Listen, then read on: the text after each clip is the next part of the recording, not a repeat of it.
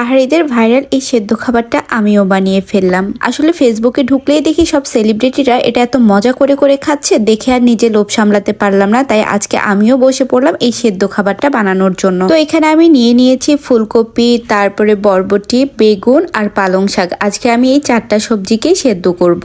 সবকিছু সুন্দরভাবে কেটে ধুয়ে নিয়েছি আমি। প্রথম যখন দেখতাম পাহাড়িরা এটা এত মজা করে খেত, তখন আমি বলতাম ধুর, ছাতার মাথায় সেদ্ধ খাবার আবার মজা হয় নাকি খেতে। কিন্তু পরে যখন সবাই এভাবে রিভিউ দিচ্ছিল, তখন মনে হলো না, একবার বানিয়েই খাই। আর এখন তো মনে হচ্ছে পাহাড়িদের সাথে সাথে এটা সবারই এখন অনেক বেশি পছন্দের খাবার হয়ে গেছে। আসলে বানানোর আগ পর্যন্তও জানতাম না এটা যে খেতে এতটা ভালো হবে। সাদামাটা আয়োজন, সাদামাটা খাবার খেতে কিন্তু অসাধারণ। এই সাদামাটা জিনিসটাই যাদের এখনো পর্যন্ত ট্রাই করা হয়নি, এটা অবশ্যই বাসায় ট্রাই করবেন। আমি মিনি কিচেনে রান্না করে খেয়েছি, অনেক বেশি ভালো লেগেছে। এর পরের দিন আমি বড় একটা পাতিলে করে অনেকগুলো সেদ্ধ করব আর একসাথে অনেকগুলো বসে খাবো, কারণ এটা আমার অনেক বেশি পছন্দ হয়েছে। সেই ভিডিওটাও শেয়ার করবো আপনাদের সাথে।